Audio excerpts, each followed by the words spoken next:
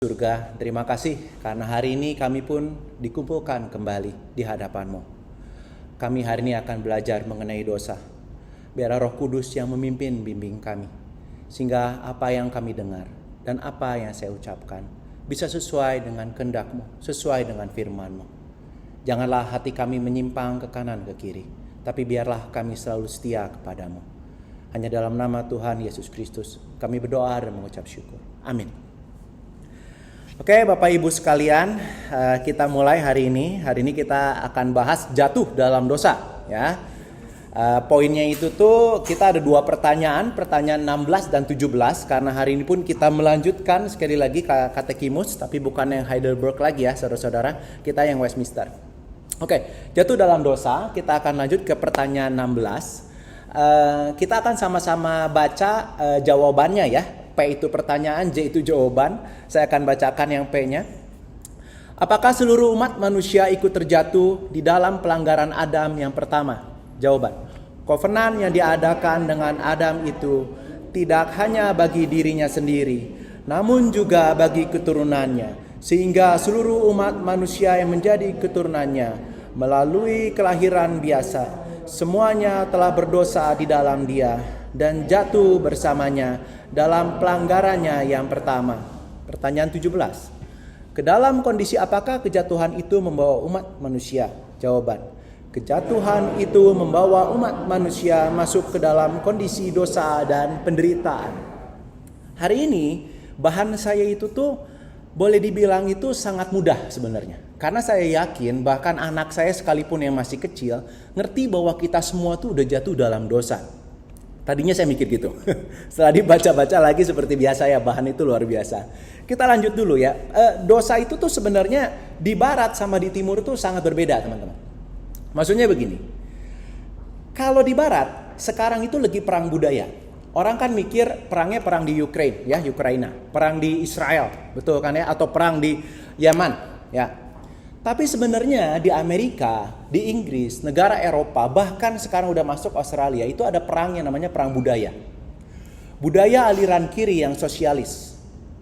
Yang sebenarnya sangat amat beriringan, bergandengan tangan dengan LGBT, ya. Dengan teori saya sebut rasis dibalik. Ya, sekarang itu semua yang kulit berwarna itu dianggap lebih tinggi dibanding yang kulit warnanya putih. Kenapa? Karena itu ajaran yang baru. Karena dulu yang putih itu nindas terus, sekarang sudah balik saatnya yang hitam yang nindas. Bukan setara, bukan. Bukan setara, itu bukan teori ras yang terbaru, bukan. Teori ras yang terbaru menyebabkan mereka itu udah menormalkan dosa. Sekarang orang yang menolak LGBT itu yang disebut bigot. Orang yang disebut ya anggap kamu kayak tanah lah. Kamu tuh orang yang keterlaluan, kurang ajar. Pokoknya itu hinaan yang luar biasa. Jadi kalau misalnya kita di barat, sebenarnya itu tuh sekarang lagi dibalik. Orang yang bukan hanya gak ngaku dosa, tapi merasa dosa itu bukan dosa. Malahan Anda yang berusaha benar, Anda yang berdosa. Selalu mengatasnamakan Yesus. Bahkan ekstrim-ekstrim, kalau baca tuh ada pendeta di Inggris yang sangat progresif. Dia ngomong Yesus tuh rasis. Waktu Yesus ngomong ke seorang wanita, masa anjing minta gitu kan. Walaupun penjelasannya ada, teman-teman, anjing itu di situ tuh anjing yang ada di rumah ya. Kalau kita baca anjing di situ tuh bukan anjing liar. Buktinya kan itu pun wanita itu pun ngomong bahwa oke, Tuhan, maaf ya kalimatnya nggak percis, bukankah anjing di rumah kalau anak-anak makan boleh dapat remah-remahnya. Di situ padahal Yesus lagi menjelaskan, kamu pun akan disayangi, tapi nunggu giliran. Anak saya dulu. Israel dulu. Ya, tapi pendeta tuh ngomong Yesus tuh rasis. Jadi semua orang salah, bahkan Yesus aja salah dan berdosa, mereka enggak. Itu hebatnya sekarang di barat. Kebalikan di timur. Saya ngomong timur ini jangan ngomongin yang komunis kayak Korea Utara ya. Kita kalau di timur, negara-negara yang beragama, agama apapun, mau Islam, mau Kristen, mau Hindu, sama aja. Semua ngaku kita berdosa, semuanya. Mau agama Buddha, agama apa, ngaku. Ya, memang jarang yang benar-benar mau mengakui seluruh dosa dalam dirinya. Tapi semua orang ngaku, ya kita hidup dalam dosa. Kalau di Asia lebih mudah.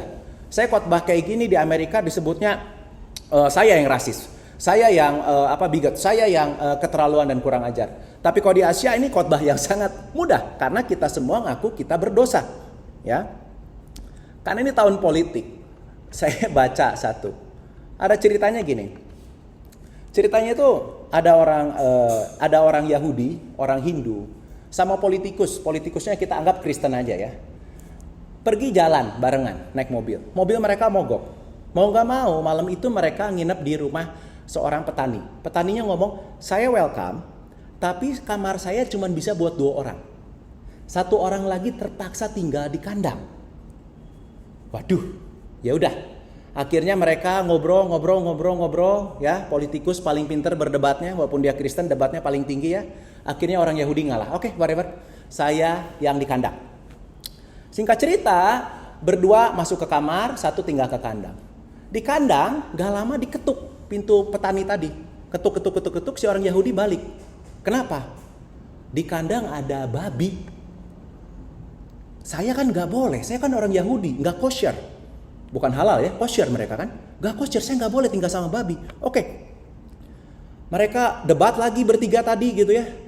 Akhirnya politikus selalu paling menang, orang Hindu akhirnya ngalah. Oke, saya yang ke kandang.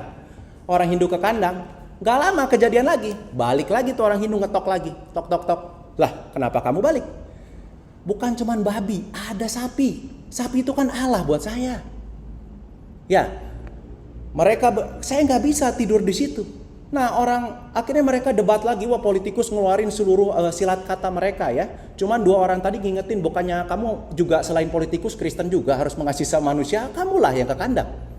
Akhirnya sambil ngedumel orang Kristen yang politikus tadi ke kandang. Masuk kandang, gak lama ada yang ngetok lagi. Wah, udah mau marah nih 2 tadi. Ada apa lagi? Dibuka pintunya. Ternyata yang datang itu babi sama sapi.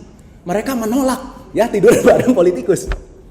Ingat teman-teman, itulah kenyataan hidup kita. Orang Kristen selalu ngerasa kita ini ada lebihnya dibanding agama lain. Padahal kita sama-sama manusia berdosa. Jadi mau kita mengaku tidak mengaku, mau kita percaya nggak percaya kayak orang Barat. Bahkan orang Indonesia pun ada beberapa aliran mulai nggak percaya ya sama dosa. Saya ngomong aliran ini jangan kita bayangin aliran seberang atau gimana. Bahkan yang aliran mirip-mirip kita, Reform pun dosa itu udah kabur sekarang. Ada beberapa yang kayak gitu. Tapi terlepas orang mau ngaku nggak ngaku, dosa itu fakta. Itu nggak bisa dipungkiri, tetap ada. Ya. Nah, sebelum kita lanjut, kita bahas dosa itu apa. Dosa dalam bahasa Ibrani itu kata namanya. Yunani itu hamartia. Ya, kata itu tuh kan kalau kita ngomongin dosa, seolah-olah wah gila ini mau ngomongin agama nih. Mau ngomongin dosa, ngomongin agama. Enggak. Kalau orang Yahudi ngomongin kata itu bukan agama.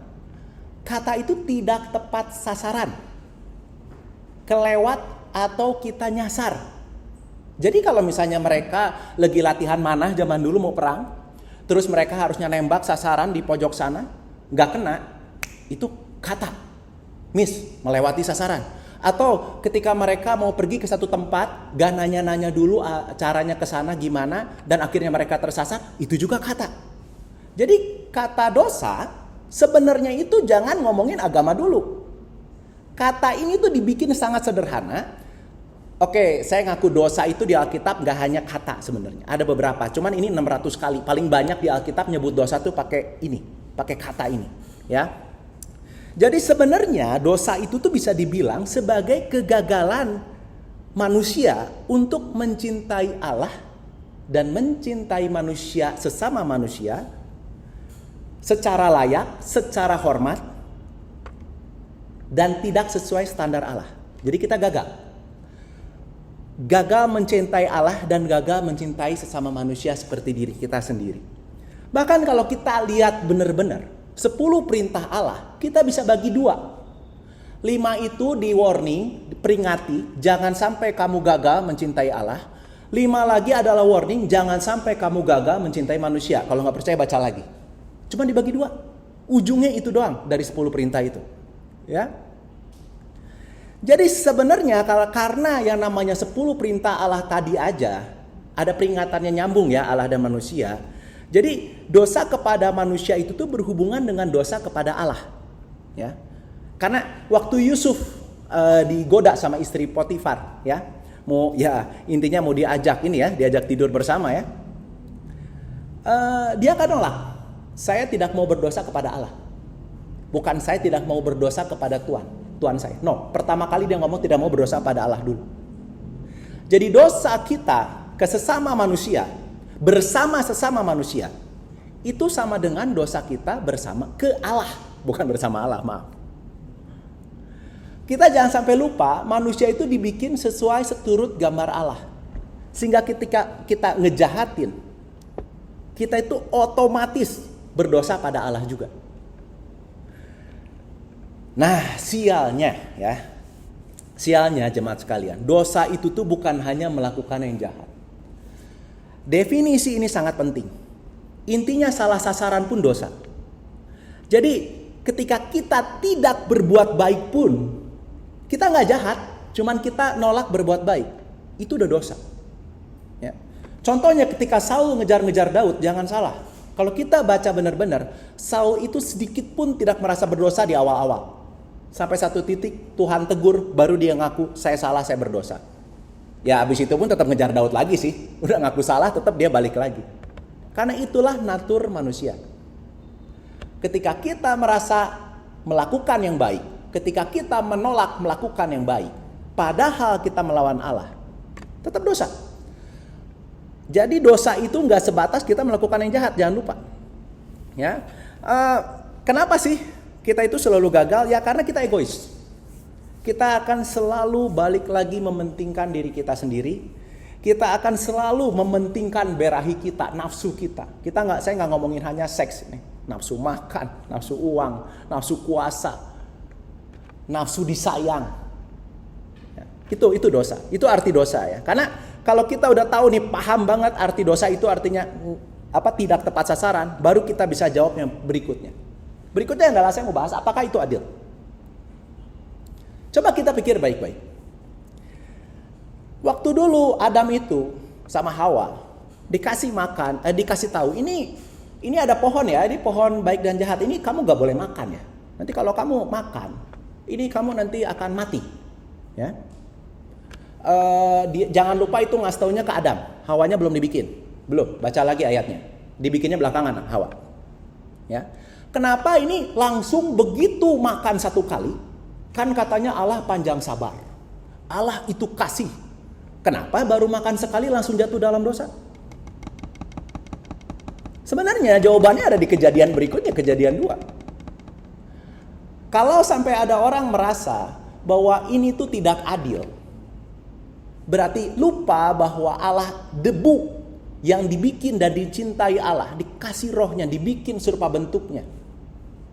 Itu tuh, maaf, kamu tuh cuman debu. Dan kamu sudah diperingati, dan kamu tetap melanggar.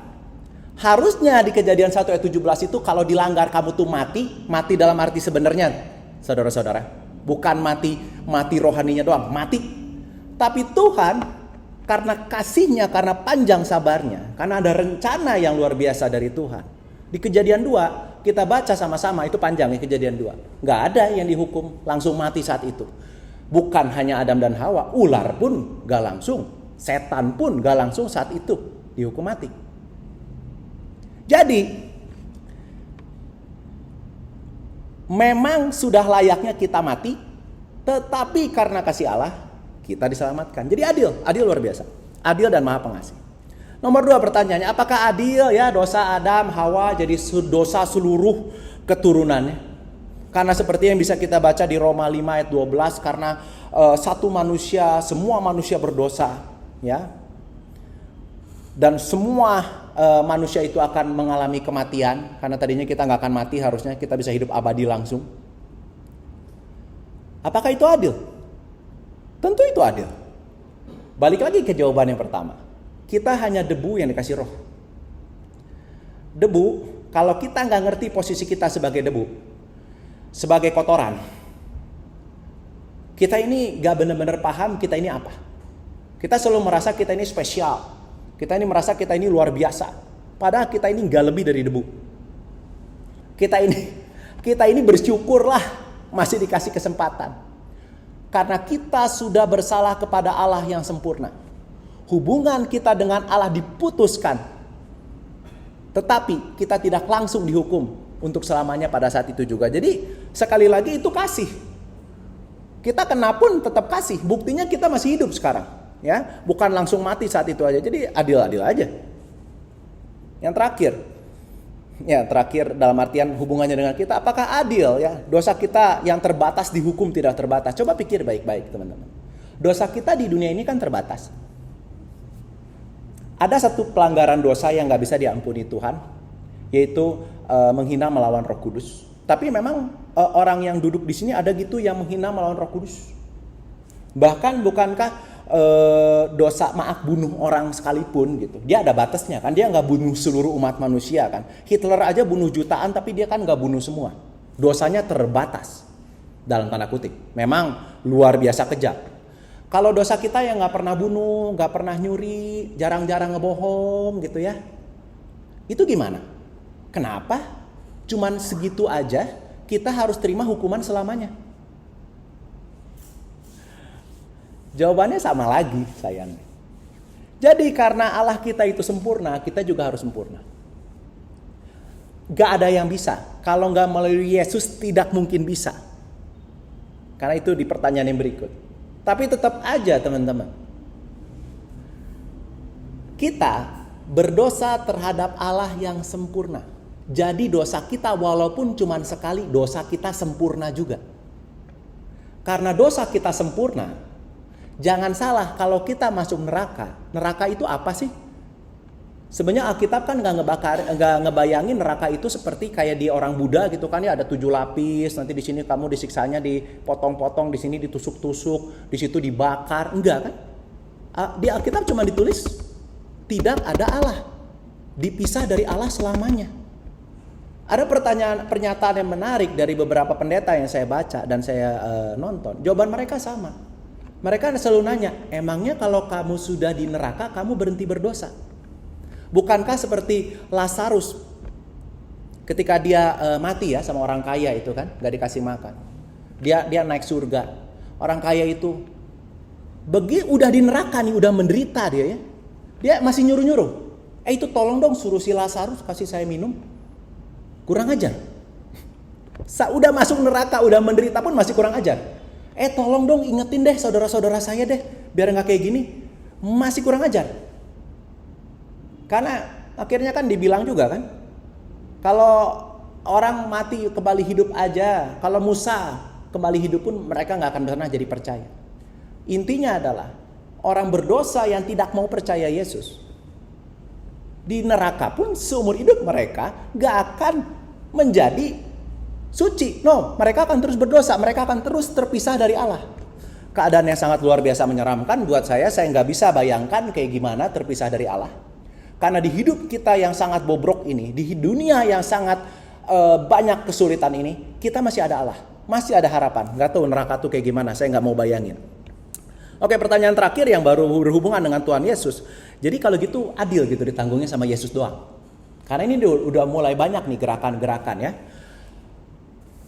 Katolik Roma kadang kalau ngajarin sesuatu suka bikin klausul itu yang bikin mereka itu bisa lolos. Contohnya mereka kan kemarin kan Pope ngomong bahwa kita boleh memberkati ya LGBT, tapi bukan memberkati perkawinan mereka. Itu kan klausul kayak bisa melarikan diri, bener nggak? Kan saya bukan menyetujui LGBT-nya. Ini kan masih sesama manusia, ya kan? Jadi kalau kita ngomongin ajaran Katolik itu sebenarnya kita mau langsung nuduh salah tuh agak sulit. Beberapa ajaran mereka tuh bikin klausul-klausul mereka tuh jadi bisa lolos gitu dalam tanda kutip ya. Termasuk ini. Karena dalam tanda kutip nih ya, karena nanti kalau ditanya kenceng mereka mau jawabnya enggak gitu. Mereka itu bukan hanya selamat itu karena iman pada Yesus, tapi selamat juga karena bekerja. Jadi pertanyaan itu nyambung ke situ. Apa iya cukup Yesus? Apa adil hanya Yesus? Kita nggak usah ngapa-ngapain? Jelas jawabannya balik lagi yang pertama. Kita ini debu, kita ini kotoran. Kita nggak akan sanggup bayar dosa kita. Hanya Allah yang sempurna yang sanggup membayar hukuman dari Allah yang sempurna lagi. Hanya Allah yang sempurna yang bisa menyambungkan kita dengan Allah yang sempurna lagi. Gak ada cara yang lain. Ya, itu jawaban apakah itu adil. Jadi adil ya saudara-saudara, kita jatuh dalam dosa dan dihukum, dan kita semua manusia dalam dosa. Oke, kita bahas yang berikutnya. Dosa di dalam diri dan di gereja. Orang Kristen lazimnya ngaku kita punya dosa. Tapi lazimnya juga nggak benar-benar mau ngaku kita ini benar-benar berdosa. Contohnya apa? Contohnya adalah gereja kita. Ya, gereja kita selalu ngomong doctrine for life. Ya, kadang itu disalahartikan kita belajar sumber hidup, bukan? Gereja kita sudah sangat confirm berulang-ulang ngomong doctrine for life adalah kita mengamalkan pelajaran yang sudah kita pelajari ke kehidupan kita. Ujungnya kan omong kosong. Ya, omong kosong. Kalau misalnya sekarang kita ke gereja, kita bahagia. Kita pulang, kita tidak bahagia, omong kosong. Kalau sekarang kita ke gereja, kita berbuat baik, kita jadi manusia yang baik. Ketika kita pulang, kita berbuat jahat, kita jadi manusia yang sama dengan dunia. Sama aja. Bukan saya nuduh, saya banyak dosanya. Tapi saya yakin, Anda semua juga sama. Saya kalau di luar gereja, suka lupa Tuhan. Tapi saya yakin, Anda semua juga sama. Jadi ketika kita ngomong doctrine for life, apa iya benar-benar kita mengamalkan semua yang sudah kita pelajari? Ya, saya yakin enggak. Karena kalau mudah, Tuhan Yesus gak akan bikin analogi balok. Dia akan selalu ngomong, kalau kamu lihat salah orang lain tuh gampang, tapi lihat salah diri kamu sendiri pada segede gaban gitu ya, segede balok depan mata kamu gak kelihatan. Jadi semua orang pasti ngalamin hal ini. Ya. Dan akhirnya adalah kalau kita tidak mau mengakui seluruh dosa kita. Dosa orang Kristen nomor satu apa sih? Banyak macam-macam. Tapi buat saya pribadi, dosa orang Kristen nomor satu adalah malas. Serius. Orang Kristen yang berzina but ada. Orang Kristen yang berjudi but ada. Orang Kristen yang nonton pornografi but ada. Tapi orang Kristen yang malas but banyak. Oke, kamu nggak pornografi. Oke, kamu nggak bunuh orang. Oke, kamu nggak ngelakuin segala yang dilarang di 10 perintah Allah. Jangan lupa kamu malas. Banyak yang kayak gitu. Itu orang Kristen, itu kita semua. Termasuk saya, betul. Ada kalanya saya malas mengamalkan firman Tuhan. Karena begitu berat kehidupan, begitu banyak masalah, begitu banyak alasan. Bikin kita itu malas. Dan malas itu dosa, teman-teman. Gak ada di Alkitab itu ya karena kondisi keluarga, karena kondisi ekonomi, karena kesehatan, karena usia, karena segala macam. Ya saya kan gak bisa apa-apa. Nah itu. Kalau kita bahkan malas aja gak mau ngaku kita ini malas, kita tuh gak bisa bertobat. Gimana caranya bertobat kalau kita gak ngaku dosa kita? Gak mungkin terjadi. Ya, jadi buat saya dosa nomor satu paling banyak di orang Kristen adalah malas ya. Yuk kita lanjut, penderitaan. Karena dosa datanglah penderitaan. Penderitaan sekarang itu sayangnya itu sedang dipuja dan ditinggikan oleh kita. Kemarin Pak Agung kan ngomong khotbah minggu lalu ya, ngomong bahwa kalau misalnya orang Kristen kan kalau misalnya sharing di depan gitu kan doa terpenuhi gitu ya, nggak sharing mengenai penderitaan. Enggak juga sih buat saya, karena orang Kristen sekarang tergantung ikut gereja yang mana, tergantung ikut pendeta yang mana. Ada yang selalu ngomong-ngomong ya, kayak gereja saya yang sebelumnya, saya nggak perlu sebut gereja apa. Ya saya sukses banget ya, bisa jual ini, bisa jual itu, saya makin kaya. Saya terpana ngedengar hal ini. Sampai dikumpulin di luar gereja. Maksudnya apa ya? Mau saya dibagi duit? Atau kamu tuh maksudnya ngeluarin ini tuh jadi kamu mau ngeluarin duit buat misi? Enggak juga. Udah gitu stop aja udah. Saya jadi bingung ini buat apa dia tuh? Nyombong atau gimana? Tapi sebaliknya juga ada lebih banyak. Gak kalah orang Kristen yang ngomel-ngomel terus mengenai hidupnya sendiri. Bahwa iya habis saya kan sulit. Kerjaan saya kan banyak. Aduh klien saya rewel. Saya lagi ngomongin diri saya sendiri kok, tenang aja ya. Bukan ngomongin orang lain ya. Kayak saya tuh jualan mie. Kalau Sabtu Minggu saya jualan mie. Kalau Senin Jumat saya kerja di bank. Kadang saya komplain. Saya kerja 7 hari seminggu. Tapi sekarang udah gak komplain itu. Saya merasa bersyukur ya masih ada penghasilan. Tapi berikutnya saya komplain ketika saya menghadapi nasabah konsumen yang enggak gitu ya. Yang baru aja mesen. pesanan, udah beres mesen pesanan, belum saya jalan 5 langkah, panggil lagi, rubah pesanan, oke, saya rubah pesanannya, saya udah taruh pesanan, dia panggil lagi, dia rubah lagi pesanannya, baru saya udah saya merasa tenang, saya rubah lagi tuh ya, dia datang lagi, udah dibikin apa belum ya, saya mau rubah lagi, itu kan sebenarnya keterlaluan. Saya kadang udah pengen marah, tapi sejujurnya, apakah saya menjustifikasi untuk marah? Enggak, harusnya kan saya tetap sabar. Bukan masalah itu konsumen saya doang. Saya orang Kristen yang percaya Tuhan Yesus Kristus. Saya harus bertingkah laku seperti Doctrine for Life adalah hidup seperti Kristus. Kalau cuman gitu doang, udah saya jatuh dalam dosa, sebenarnya keterlaluan. Tapi kita semua kan sama. Selalu ada justifikasi. Justifikasi untuk membuat diri kita menjadi apatis dan egois. Apatis tuh kalau nggak kita egois, kita jadi marah-marah, merasa selalu diri paling benar, yang lain salah. Atau apatis, kita jadi nggak peduli. Bahasa Sundanya mamaneh weh. Saya mah nggak peduli. Sok terserah lu mau ngapain, gue mah diem aja. Diem aja nggak berbuat baik, sama aja dosa. Nah, jangan sampai kita ini lupa, kita ini meninggikan dan memuja penderitaan. Karena begitu banyak orang Kristen ketika ditanya, kenapa kamu gini? Ya habis karena lingkungan, keluarga, kerjaan. Wah banyak banget. Penyakit, wah banyak banget. Sampai lupa dalam penderitaan apapun kita. Seperti lagu yang tadi kita udah nyanyikan 2 kali. Kita selalu penuh harapan. Karena ada Tuhan Yesus sudah menyelamatkan kita. Dan kita diperintahkan untuk berbahagia senantiasa. Gak peduli lu menderita apa. Gak peduli lu susah apa. Kita jadinya sering lupa dan merasa penderitaan dunia ini tuh udah menjadi makanan sehari-hari kita. Padahal lupa itu tuh hanya perjalanan, bukan tujuan kita. Ya. Kita juga akan selalu lupa bahwa janji Tuhan untuk menyertai, membimbing kita. Ada tuh di Yesaya 41 ayat 10 ya. Jadi orang Kristen tidak ada alasan untuk berjibaku dalam kemalasan, berjibaku dalam kemanjaan. Saya sebut berjibaku. Berjibaku itu berjuang luar biasa. Karena luar biasa sekali orang malas tuh akan bikin segala macam alasan supaya dia tetap bisa malas. Dia akan bikin segala macam alasan supaya dia bisa tetap manja. Dosa itu, dosa luar biasa. Tapi ya itu dia. Penderitaan yang akhirnya kita cintai. Dan itu salah. Kita harus cinta Tuhan dan kita harus berbahagia senantiasa. Oke. Wah ini sebentar lagi udah beres ya. Oke. Yang dua halaman terakhir. Yang terakhir tuh yang kedua itu terjatuh tapi bukan terbuang. Gini. Kita udah ngaku kita dalam dosa. Kalau kita ngaku kita dalam dosa, kita harus ngaku juga kita akan selalu ngikutin keinginan daging kita. Di Alkitab disebut kayak gitu. Bukan hanya Tuhan Yesus, Paulus ngomong di Galatia pun sama. Dan pasti keinginan daging kita melawan keinginan roh. Gak mungkin gak. Tapi kita gak dibuang. Bukti nyatanya kita gak dibuang. Bukti bahwa orang Kristen itu penuh dengan harapan. Karena kita sudah ada dalam hati kita Roh Kudus yang akan membimbing kita.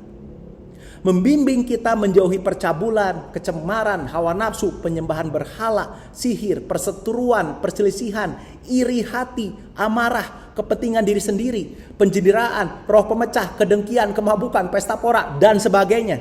Ini Paulus sampai udah harus tetap nulis dan sebagainya. Karena orang Kristen juga kan suka banyak aliran baru yang aneh-aneh. Ya maksudnya itu gimana ya kalau misalnya sekarang kan ngeganja kenapa ya nggak boleh ya, kan di Alkitab nggak ada, makanya ditulis dan sebagainya. Karena selalu banyak alasan buat kita berdosa. Hati-hati, malas buat kita bertobat, malas buat kita berubah, malas bahkan buat kita bekerja. Tapi syukur puji Tuhan, ya terlepas segala peringatan ini, kita tetap kalau di dalam Roh Kudus, kita akan menerima buah roh. Kita akan menerima kasih, sukacita, damai sejahtera, kesabaran, kemurahan, kebaikan, kesetiaan, kelemah lembutan, penguasaan diri. Ini hal yang sangat sulit buat saya pribadi. Banyak kali ketika menghadapi kesulitan, saya tahu saya harus negur orang. Karena itu yang bijaksana. Tapi dalam saya menegur orang, kadang sulit sekali, suka lupa kasih itu hilang kemana. Kayak kemarin, gereja kita ini tuh kan sebenarnya itu sedang sulit ya teman-teman secara finansial. Saya kan bendahara di sini kan. Dalam artian terutama buat misi kita di Jogja gitu. Saya udah tahu udah lama, perhitungan saya udah masuk bahwa ini pasti kita ada satu titik miss.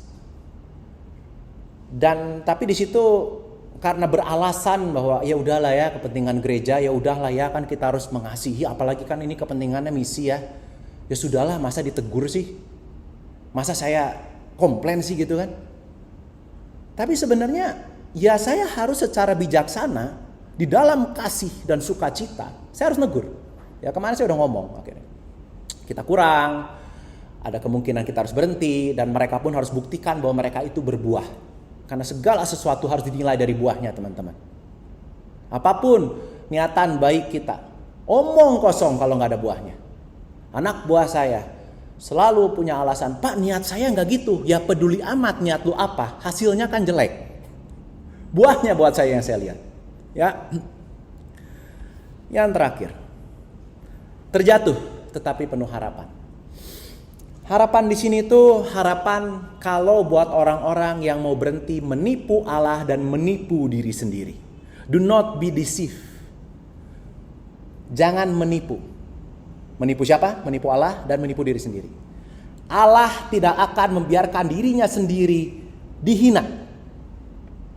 Manusia akan menerima apa yang dia tabur. Semua manusia, termasuk orang Kristen. Terutama orang Kristen. Jadi gak hanya buah baik teman-teman. Kalau kita nabur buah jahat, alhamdulillah ya istilahnya, kita akan terima juga ya.